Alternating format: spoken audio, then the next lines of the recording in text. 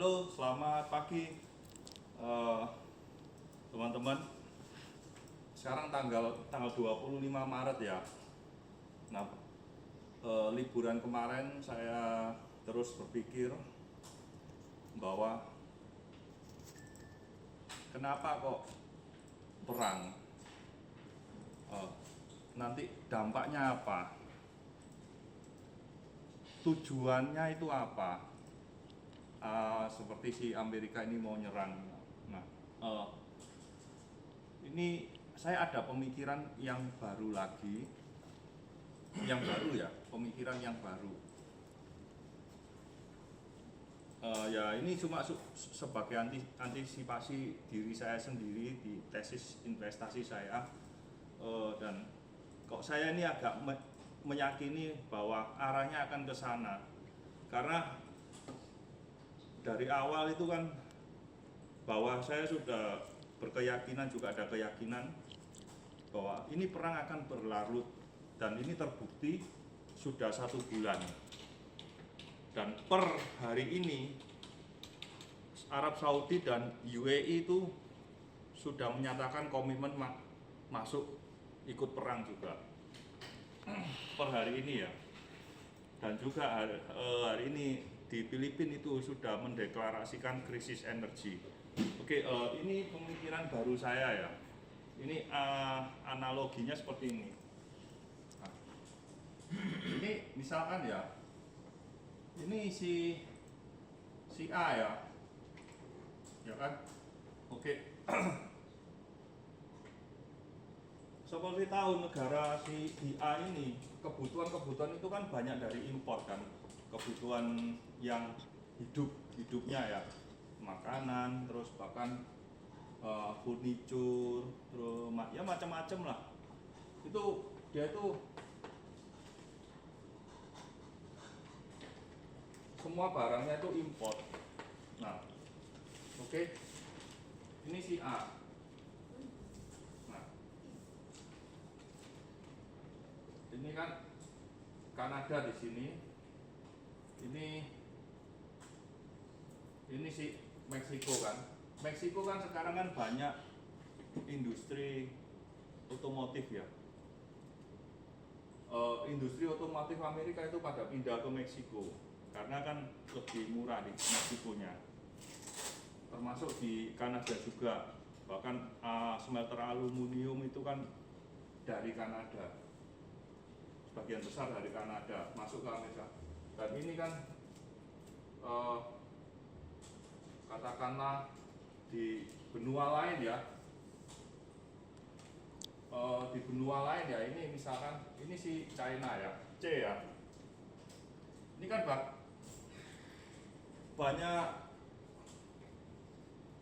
banyak jual kan ke sini kan, ya jual ya. Nah, lalu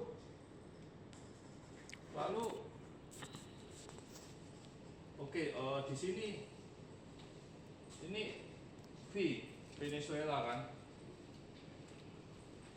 dan di sini ini Iran, ini kan yang macam-macam kan, GCC ya, singkat GCC.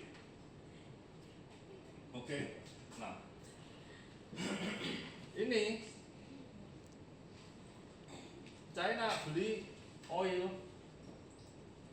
diskon, harganya diskon, makanya dia bisa memproduksi dengan harga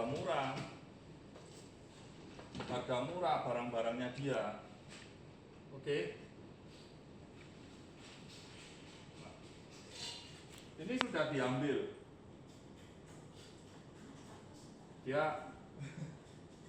dia serangan ya, berarti apa, diambil ya, ambil. Oke. Tambangnya di sini. Nah, seperti yang kita tahu, si A ini hutangnya kan banyak banget nih, bahkan bunganya kan sudah sampai 1 triliun ya, $1 triliun ya, bunganya gede banget. Nah, yang negara ini kan ya sama kan, anggap saja dengan perusahaan itu kan sama. Yang namanya perusahaan itu untuk meningkatkan pendapatan, dia harus Amerika ini ya, untuk meningkatkan pendapatan dia harus menjual atau istilahnya boleh dikatakan memproduksi barang yang dihasilkan dalam negerinya untuk bisa dijual entah itu diekspor, dijual keluar. Nah, supaya itu akan mendatangkan income ke negaranya dalam bentuk ya tax juga itu kan ya, oke kan? Jadi harus meningkatkan pendapatan dengan menjual produk, oke, jual produk, oke, ya. Cuma permasalahannya kan nggak bisa mau bikin pabrik di sini, ya otomatis kan jualnya kan ya kompetisinya ya mahal kan jualnya kan. Siapa yang mau beli? Yang mau beli juga kan nggak, ini kan susah. Jadi jual produk ini susah banget. Oke ya. Ada yang kedua, cara kedua dia itu gimana? Inflasi. Dengan cara dia inflasi. Inflasi seperti apa? Dia inflasi ke di luar negeri ini harus inflasi. Inflasinya nggak, yang terjadi harus inflasi di seluruh dunia ini harus mengalami inflasi.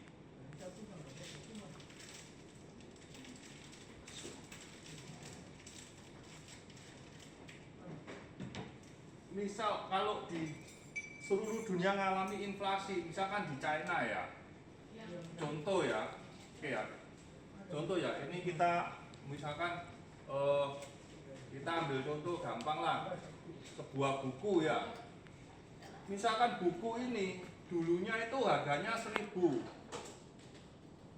ya, teksnya itu teksnya itu kan kalau 10% perumpamaan ya, itu kan berarti kan misalkan 10% ya, itu kan dia berarti kan 100 kan. 100 ini itu kan revenue-nya si ini kan, teksnya kan, ini dulu ya, oke ya. Nah, jika di negara luar ini terjadi inflasi juga karena kenaikan dari energi, cost dasar inflasi pertama paling dasar itu adalah energi kan, naik. Buku ini, untuk memproduksi buku ini, menjual ini sudah harganya nggak 1.000, bisa saja katakanlah nanti jadi 1.500 harganya kan. Akibatnya Amerika mendapatkan tax itu 150, teksnya itu 150 ketok ya, 150, sehingga secara otomatis jika dunia semuanya inflasi ya, secara otomatis pendapatan Amerika, negara ini itu naik tanpa dia menjual produk.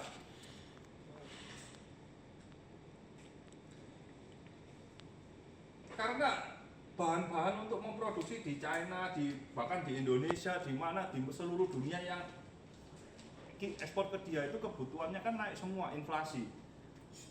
Jadi dia tuh naik teksnya 150, otomatis.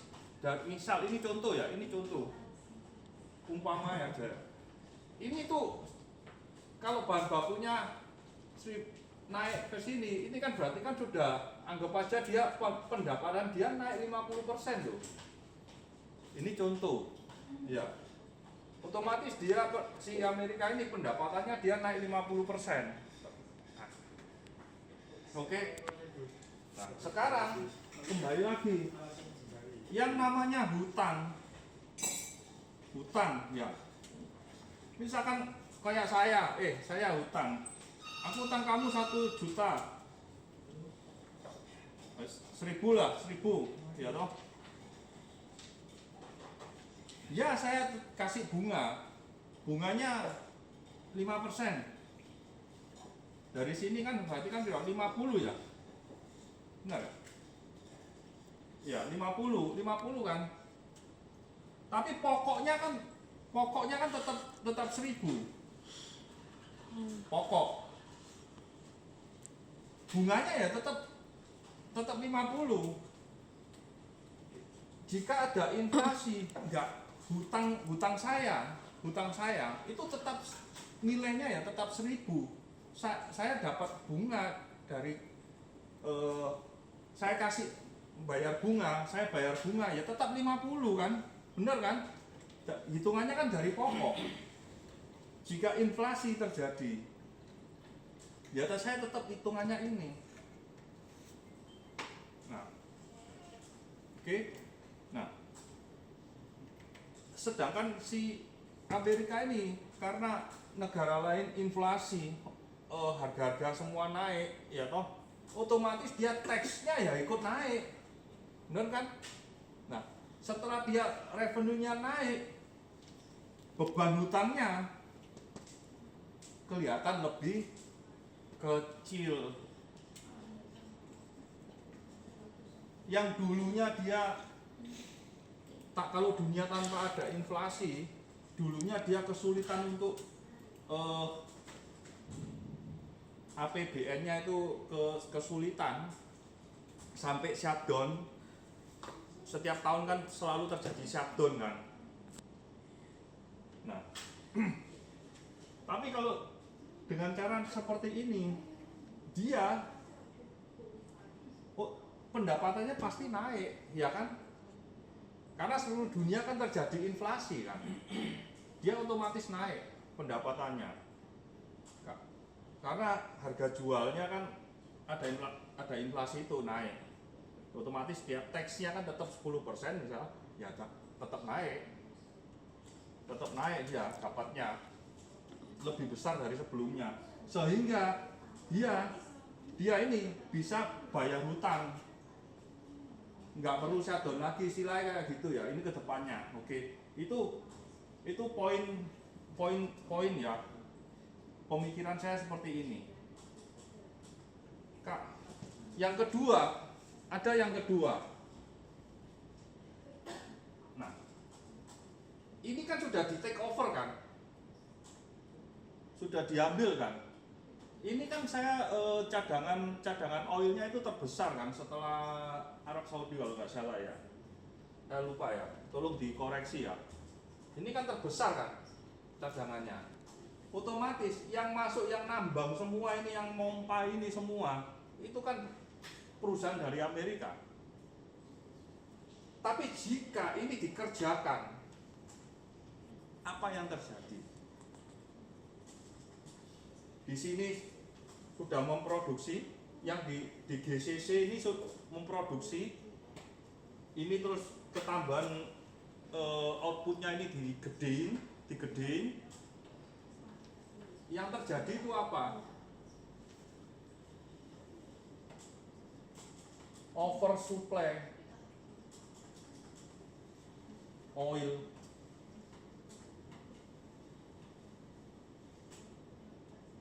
Oversupply oil, harga oil tambah jatuh. Nah,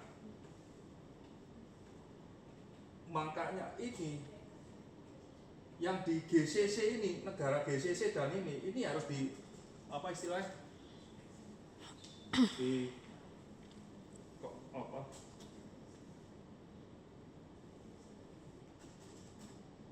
Di ojo-ojoki gitu loh, apa ya? Apa bahasa Indonesia ini apa ya? Dipengaruhi Bukan provokasi. Nah, ini harus diprovokasi si negara GCC ini harus ikut perang lawan Iran semua. Nah, akhirnya ini bom-boman, kilangnya dibom, ladangnya dibom, akhirnya kan kapasitasnya dia turun. Turun kan kapasitas untuk oilnya ini akhirnya kan turun. Ini masuk, ini yang naik. Ini akhirnya karena perang kapasitasnya dia turun. Ini keluar sebagai penyelamat di Venezuela ini untuk menggantikan di sini, sehingga tidak terjadi yang namanya oversupply oil. Nah, kalau ini terjadi, otomatis dia kan jual produknya kan yang kembali nomor satu, ya kan?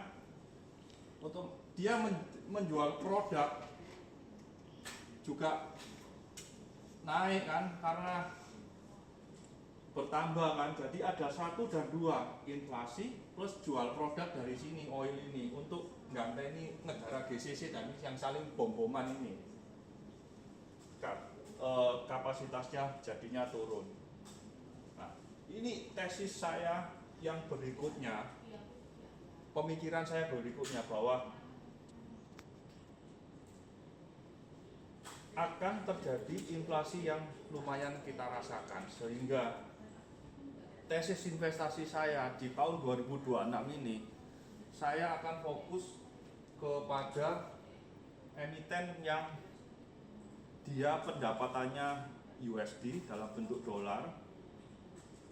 Kalau bisa ekspor itu lebih baik, jualnya ekspor, untuk melindungi nilai buying power dari mata uang kita. Kalau kita nggak beli, kita simpan, ini yang betul-betul terjadi. Jika di kemudian hari terjadi inflasi 20%, 30%, ya secara otomatis itu sama dengan melemahkan kekayaan kita, duit kita punya. Biasanya misalkan beli sego campur, sego pecel, nasi pecel 10.000 dapat, karena ada inflasi ini kita belinya harganya nggak 10.000, 12.000, 13.000, nggak tahu, atau 14.000, kita nggak tahu, saya nggak tahu, ya.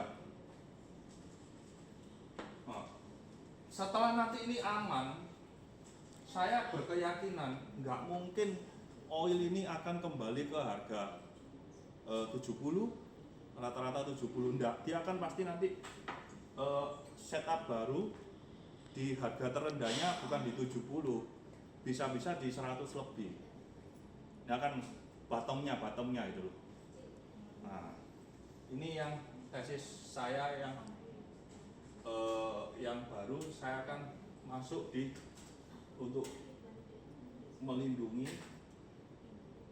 buying power dari duitku. Jadi saya mau masuknya itu ke sawit, emiten sawit, komoditas ya, sawit, mineral itu di sini Indonesia itu ada namanya nikel, ada namanya timah, terus boleh itu emas-emasan, terserah wis, itu bisa nikel, timah, emas, dan itu sawit, batu bara. Dah, saya hanya masuk di situ. Yang sektor yang lain saya nggak akan membeli sampai betul-betul dunia ini kondusif lagi dan akan mencapai settle di harga baru semua kan ketemu di harga wajarnya lagi nanti. Oke ya teman-teman ya, pemikiran saya di ide investasi saya di 2026, saya akan fokus ke komoditas. Oke, sampai jumpa lagi.